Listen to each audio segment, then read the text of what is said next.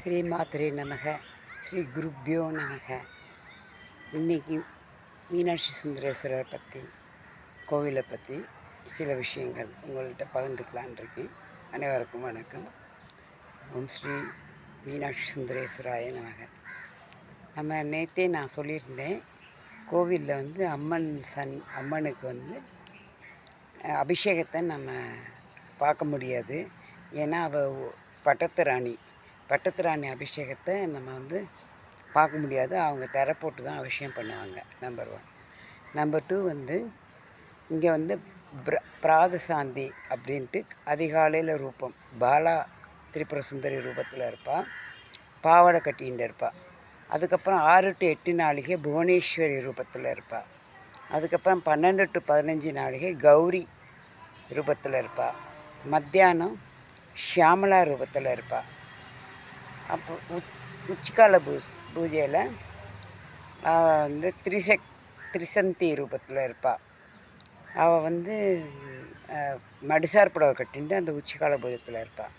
சாயரட்சையில் மாதங்கி ரூபத்தில் இருப்பாள்.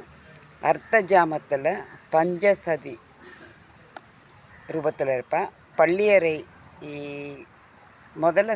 பள்ளியறை ஸ்டார்டிங்கில் சோடசி ரூபத்தில் இருப்பாள். பள்ளியறைக்குள்ளே போகும்போது மகா சோடசி ரூபத்தில் இருப்பாள். இது அவளோட 8 ரூபங்கள்.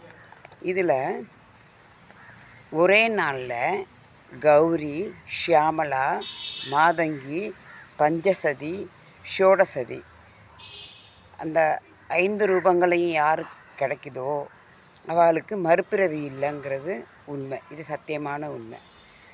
இந்த மடுசார் கட்டின்ற மத்தியான நேரம் நம்ம அம்மனை பார்க்கும்போது அவளுக்கு உணவு பற்றாக்குறையே வராது.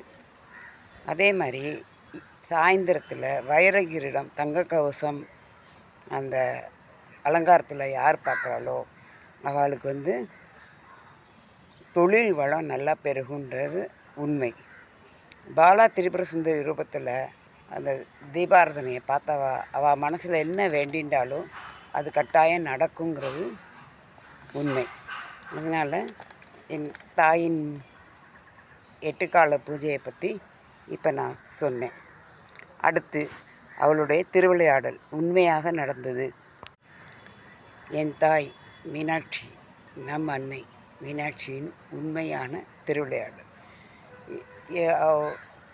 ஆக்சுவலி அவளை நம்பின அவளுக்கு நேரடியாக ரூபத்தில் அவள் உதவி பண்ணுறது எல்லாருக்கும் தெரியும். மதுரையில் இருக்கிறவாளுக்கெல்லாம் உண்மையாக அவளை நம்பினா அவள் கட்டாயம் கை கொடுப்பா. இது சத்தியமான உண்மை. 1800 வருஷத்தில் ஆங்கிலேயர்கள் ஆட்சி நடந்துட்டு நமக்கு தெரியும். அப்போ இங்கே ரோஸ் பீட்டருங்கிறவர் அதிகாரியாக இருந்தார்.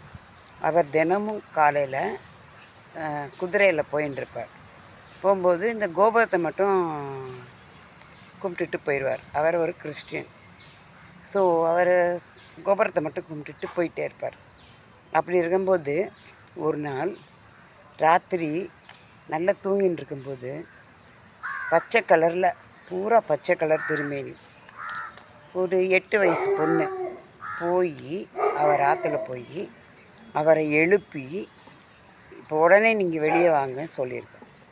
ஸோ அவர் என்னன்னு தெரியல, சின்ன குழந்தை கூப்பிட்றாளேன்னு சொல்லிட்டு எந்திரிச்சு வெளியில் அவள் வழக்கப்படி ஷூலாம் போட்டுண்டு அன்றைக்கி நல்ல மழை ராத்திரி வெளியே வரும்போது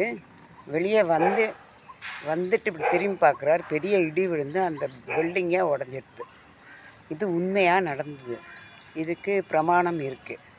அப்போ அம்மன் நம்மளை காப்பாற்றிருக்காங்கிறது அவருக்கு புரிஞ்சு போச்சு. அதனால் அவர் என்ன பண்ணுறாருன்னா, மறுநாள் காலையில் வேகமாக போய், அம்மா நீ என் உயிரை காப்பாற்றின, ரொம்ப நன்றி அப்படின்ட்டு, நீ காலில் செருப்பு கூட இல்லாமல் என்னை காப்பாற்றினேன். அதனால் உனக்கு நான் தங்கத்தில் வைரம் மரகதம் கோமேதமெல்லாம் பதித்து தங்கத்தாலான செருப்பு பண்ணி அதை அம்மனுக்கு பரிசாலாம் கொடுக்கல. ரோஸ் பீட்டர் அப்படின்னு காணிக்கை அதில் எழுதி அம்மனுக்கு சமர்ப்பித்தார். அது இன்றைக்கும் ஆடி மாதத்தில் பூர நட்சத்திரத்தில் அம்மனுக்கு அது ஒரு திருவிழாவாக காலில் போட்டு பூஜை பண்ணுறா. அது உண்மையாக நடந்த விஷயம். இந்த மாதிரி அம்மன் வந்து நம்பினவரால் உண்மையாக இருக்கிறவாளுக்கு கட்டாயம் வந்து ஏதாவது ஒரு ரூபத்தில் காப்பாற்றின்னு தான் இருப்பாள். அதனால் நாம் எங்கள் மீனாட்சிக்கு மிக்க நன்றி. இன்னும் அடுத்து நிறைய விஷயங்களை அடுத்தடுத்த வீடியோவில் சொல்கிறேன். இதுக்கு பிரமாணங்களோடு தான் நான் சொல்லுவேன். அதனால் நீங்கள் அது கொஞ்சம் இன்ட்ரெஸ்ட்டாக இருக்கும் நம்புகிறேன். கோவிலுக்கு வர்றதுக்கு முன்னாடி இதெல்லாம் தெரிஞ்சுட்டு வந்தேன்னா ரொம்ப நல்லாயிருக்கும். தேங்க்யூ.